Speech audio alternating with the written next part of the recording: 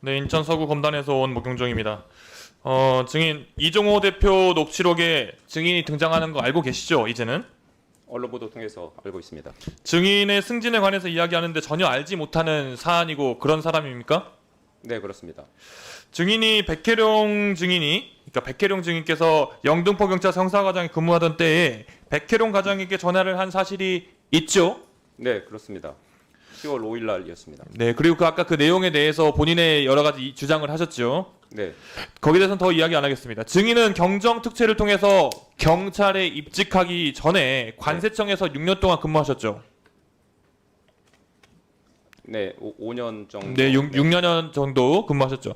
지금 인천공항세관장하고 함께 관세청에서 근무한 거 맞습니까? 네, 네, 한 1, 2년 정도 같이 근무했던 것 그 인천공항세관장에게 보도자료에서 관세청 내용을 빼달라라고 부탁 받았습니까?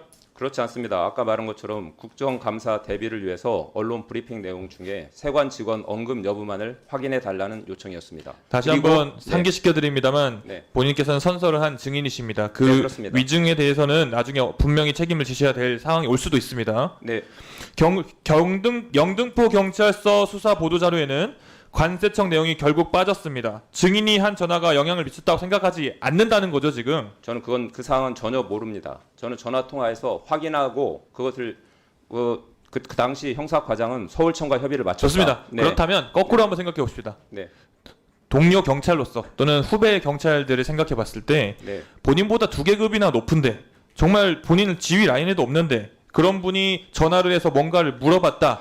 내용이 무엇인들 무슨 의도가 있지 않겠느냐라고 생각하지 않을까요?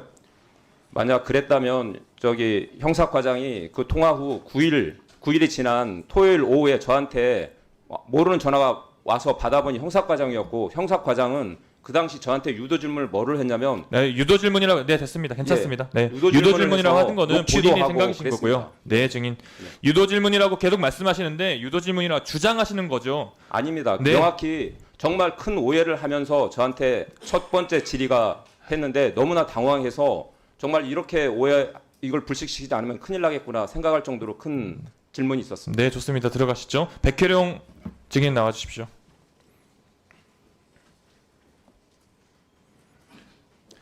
똑같이 한번 물어보겠습니다. 증인께서는 조병로 증인의 전화를 받으셨죠?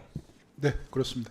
지휘계통에 있지 않은 상급자 그리고 영등포 경찰서장 뿐만 아니라 아까 윤건영 의원께서 말씀하셨던 그런 전화들이 막 오고 있는데 이런 경우가 흔합니까?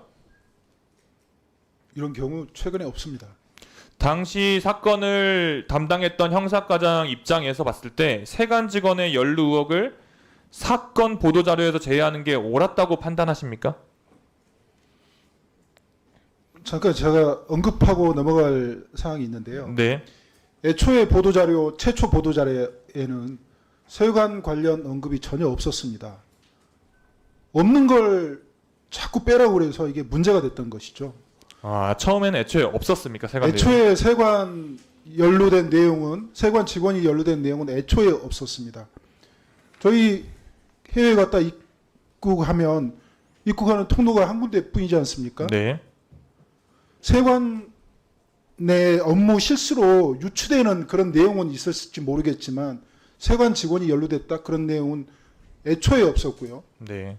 그리고 제가 보도자료 작성하고 브리핑하기 전에 세관 연루 사실이 지금 확인이 됐으니 일단 보도자료에서 말레이시아 조직 얘기만 하고 브리핑 때도 그렇게 얘기하고 세관은 기자분들한테 부탁해서 엠바고를 걸면 기자분들이 다 받아줍니다.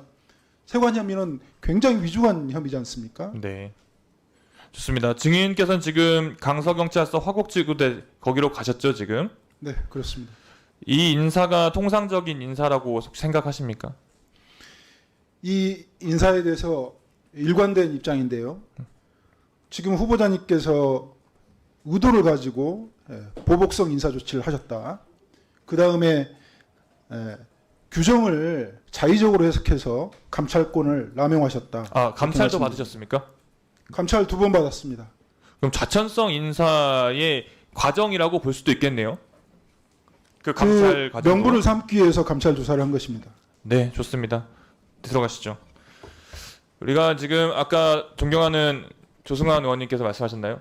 경찰청장 후보자 인사청문회이기 때문에 당연히 경찰청장 후보자께도 여쭤보겠습니다. 이종호 같은 외부인, 사실 이종호가 누군지 알지도 못했는데 그런 사람이 경찰 인사를 좌지할 수 있는 것처럼 말을 했어요. 실제로 지난 17일에 국가경찰위원회에서 한 위원께서 지금 우리 조지호 후보자께 이런 질문을 했네요. 경찰 내에서 인사청탁 브로커의 활동이 문제되고 있는데 개선 방안이 있냐 이렇게 물어보셨더라고요. 맞습니까? 예.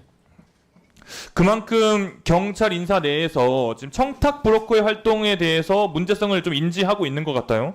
조병로 증인의 승진을 위해서 이종호란 사람이 브로커 역할을 했다는 거에 그런 지적에 대해서 어떻게 생각하십니까?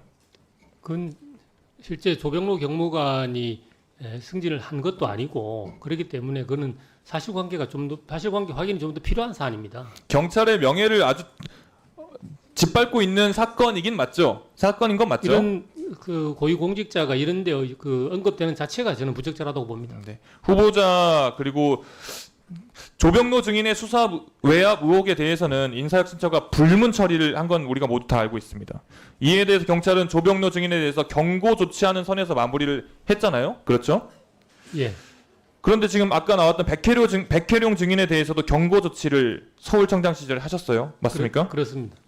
공보규칙 위반으로 경고 조치를 한 겁니까?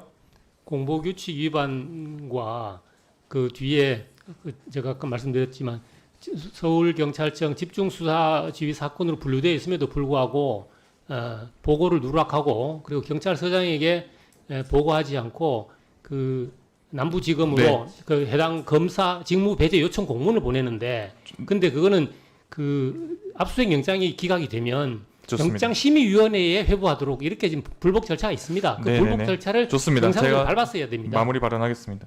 수사 외압을 행사한 사람과 수사 외압을 고발한 당사자가